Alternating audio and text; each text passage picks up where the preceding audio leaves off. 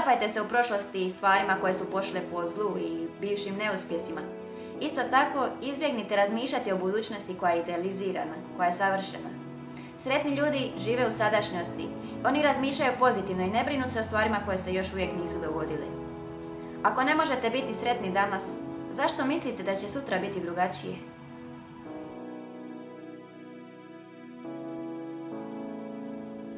Nemojte sve prihvaćati tako ozbiljno. Sretni ljudi se ne brinu zato što znaju da 90% briga koje nas brinu sada nikad se neće ostvariti.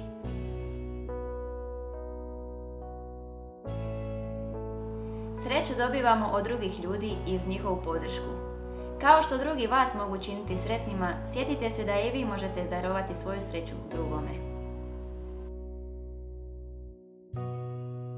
Sretni ljudi rade ono u čemu uživaju i uživaju ono u čemu rade. Nema smisla zaglaviti na poslu, u školi, na fakultetu koji nas ne ispunjava i gdje nas okružuju osobe koje ne volimo.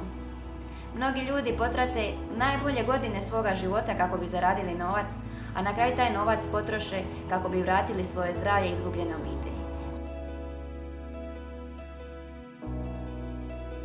Ako želite biti sretni, morate razviti svoju društvenu osobnost. Prihvatite poziv na piće, pjevajte u zboru, otiđite na književnu noć ili se prijavite u planinsko društvo.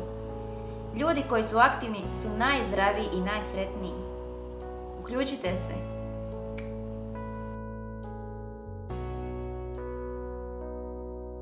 Ambicija je zdrava i čini ljude sretnima, međutim zavisnost ne čini sretnima.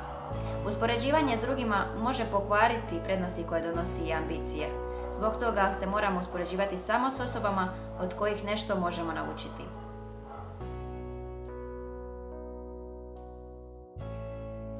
Baš kao što se ne treba uspoređivati s drugima, ne moramo se ni brinuti što drugi misle o nama.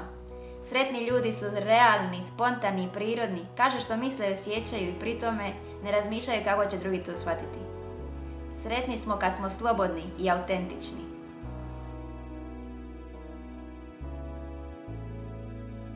Sretni ljudi organiziraju, planiraju, imaju svoju svrhu i svoj cilj. To je jako bitno da bi znali što želimo. Ako ne znamo što želimo, ne možemo ostvariti naš cilj.